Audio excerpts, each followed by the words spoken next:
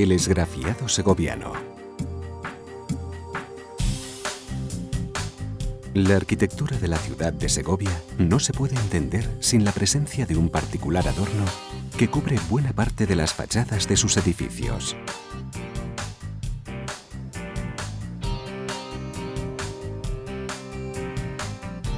Nos estamos refiriendo al esgrafiado, una particular técnica decorativa que tiene su origen en el mundo romano y que se ha perpetuado hasta nuestros días.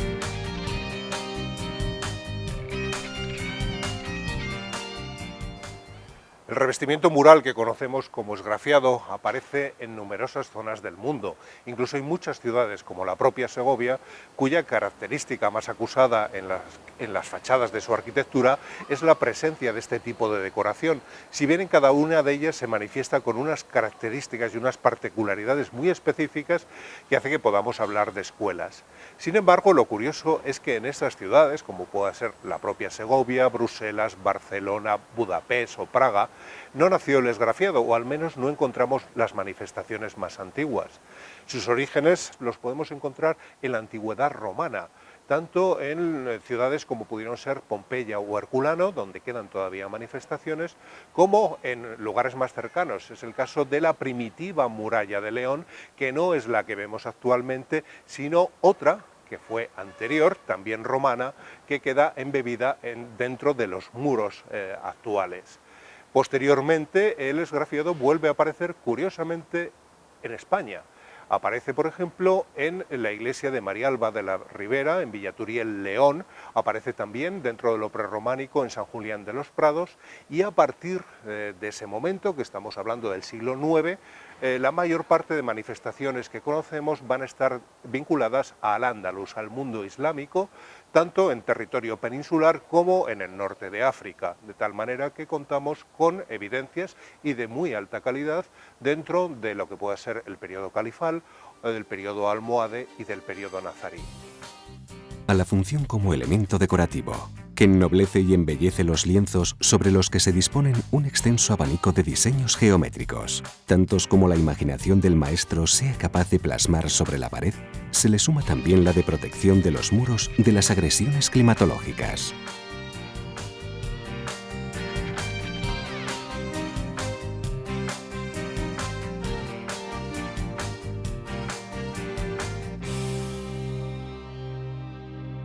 Los orígenes del esgrafiado en Segovia nos remontan al siglo XIII, en el contexto de las modas almohades que recibe la arquitectura cristiana, de tal manera que algunos edificios, como el propio Alcázar, la Torre de Hércules e incluso las propias murallas de la ciudad, empiezan a recibir un encintado en relieve que se adorna con unos trocitos oscuros, llamados escorias, que son los restos de la combustión del carbón procedente de las fraguas. Segovia va a convertirse durante el siglo XV en el gran epicentro del esgrafiado a nivel mundial. No hay ningún centro comparable al desarrollo tan enorme que adquiere el esgrafiado en Segovia, y con una altísima calidad y con un nivel de experimentación sin parangón en ningún otro lugar. Pero en el siglo XVI va a cambiar la inercia.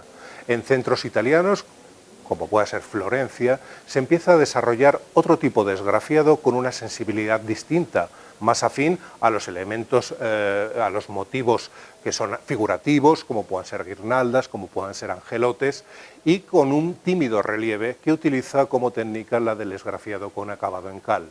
Esa técnica se va a extender por toda Europa y, curiosamente, llega también a Segovia, de tal manera que esta ciudad tiene la peculiaridad de que utiliza, por un lado, el esgrafiado de tradición islámica, pero a la vez recibe también las influencias europeas, un caso que creo que es único en el mundo.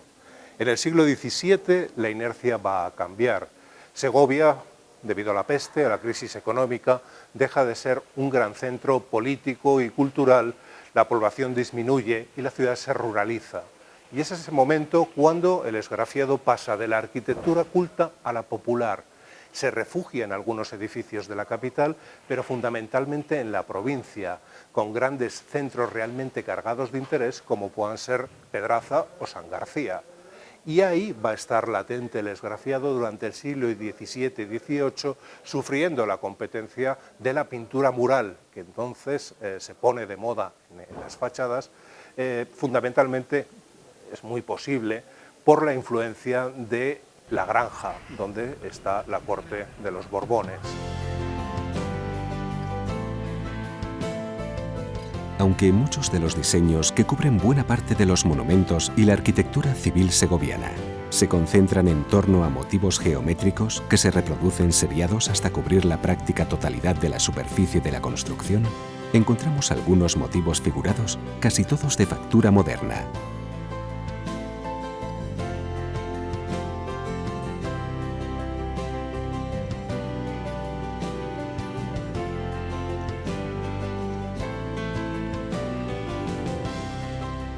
Igualmente aparecen sobre las puertas ciertos símbolos como las cruces de la población de San García, herederos de los viejos diseños renacentistas que aún hoy en día podemos observar en algún palacio de la capital.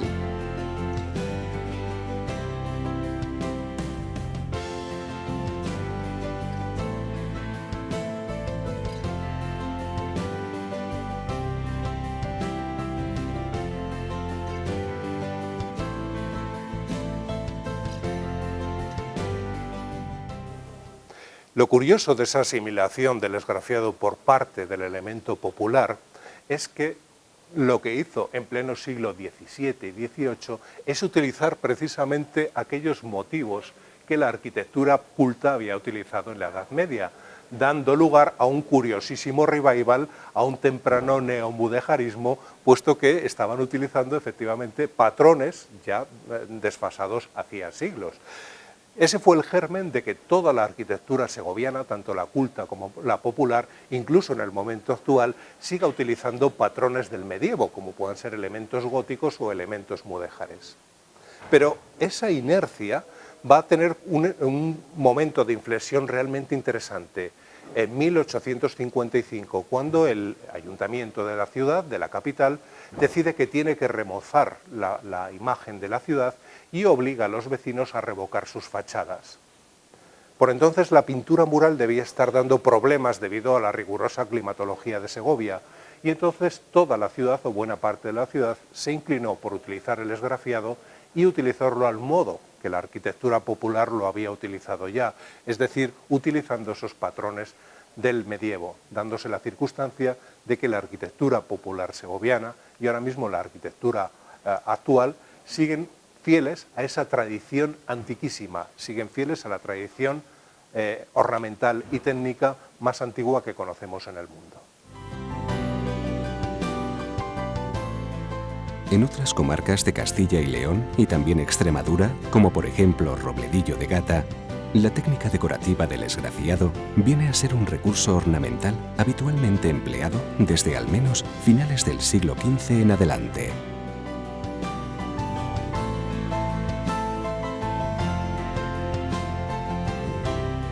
La llegada del esgrafiado renacentista a Segovia supuso, como hemos dicho, cambios estéticos y cambios técnicos también, que pueden muy fácilmente compararse si observamos la fachada de la Torre de Arias de Ávila y después nos introducimos aquí, en el jardín del Torreón de Lozoya, en cuya galería que da al patio, observamos toda esta decoración y el enorme cambio que se ha producido. Lo más llamativo, desde luego, es que ese relieve que era característico de la época medieval en Segovia ha desaparecido y tenemos esta sutil combinación de un gris y de un blanco, el blanco de la cal, que es lo superficial, y el gris del fondo, que se obtenía mezclando cal y arena con paja de centeno o ceniza en general. Las viejas formas de hacer esgrafiados, cuya presencia está atestiguada desde la Edad Media, incluso antes, se han mantenido casi inalterables hasta nuestros días. Dentro de la extensa variedad de motivos que muestra el esgrafiado, existen algunas variantes en función de la técnica con la que están elaborados. A grandes rasgos, los esgrafiados se pueden elaborar a 1 o 2 tendidos, con cal o por medio de la técnica del estarcido. En todos los casos, se emplean plantillas recortadas que de manera repetitiva permiten plasmar sobre la pared los diseños que enriquecen las fachadas segovianas. En el esgrafiado se emplea mortero compuesto por arena de mina, arena silicia y cal. Para realizar esgrafiados a un tendido, es preciso extender el mortero por la pared y alisarlo con la llana. Con una herramienta denominada fratás y por medio de movimientos circulares se fratasa y a continuación se pasa la llana para dejar la superficie perfectamente plana y sin irregularidades.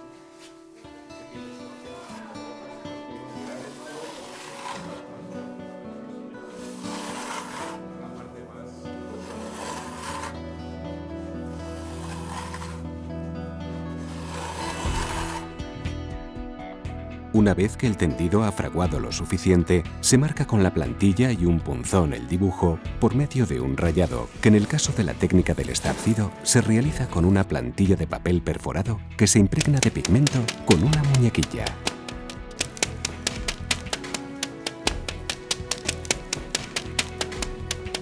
Una vez que el dibujo está marcado sobre el mortero tierno, se raspan con una cuchilla bien afilada las partes del mismo que se quieran dejar en bajorrelieve. Para realizar el esgrafiado a dos tendidos se sigue similar procedimiento.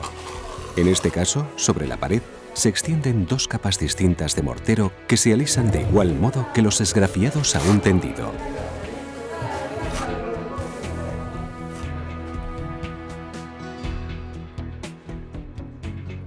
Una vez inciso el motivo decorativo que se quiere representar, se recorta la capa más superficial sin llegar a tocar la que se encuentra por debajo. Con ello se obtiene un vistoso ornato que se destaca por medio de la bicromía. Además, el corte se ha de hacer en bisel con la finalidad de que el motivo rehundido no acumule agua en días de lluvia.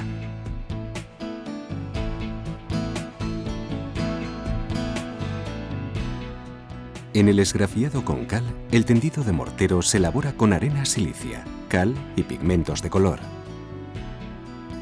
Una vez extendido y enlucido, se le pasa una lechada blanca de cal sobre la que se traza el dibujo y se retira parcialmente, dejando a la vista un motivo esgrafiado en dos colores.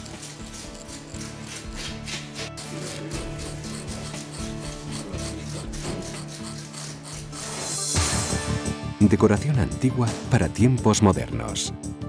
La ciudad del acueducto ha sabido perpetuar esta técnica parietal hasta nuestros días, reinterpretando los motivos ornamentales en nuevos diseños que se plasman sin complejos en su arquitectura civil. Aun cuando la ciudad de Segovia acapara dentro de la comunidad de Castilla y León el mayor número de casas y monumentos con decoración esgrafiada, existen otros núcleos urbanos rurales donde esta técnica se encuentra bien representada en su arquitectura. Es el caso de otras poblaciones de la provincia. Por su particularidad, merece la pena detenerse en San García, a escasos kilómetros de la capital. Hacia mediados del siglo XVIII, parte de sus vecinos eran arrieros cuyas rutas cubrían buena parte del tercio norte de la península ibérica, capitalizando el transporte de trigo a la capital del reino. La arquitectura doméstica de esta población es fiel reflejo de la pujante actividad económica de sus habitantes, que podemos comprobar en sus fachadas adornadas no solo con el rico universo decorativo de los esgrafiados geométricos, sino con un particular lenguaje simbólico, de puertas afuera, en el que encontramos cruces, emblemas o frases alegóricas. Se puede decir, sin temor a equivocarnos, que la ciudad de Segovia es la capital del esgrafiado, y lo ha sido desde finales de la Edad Media hasta nuestros días.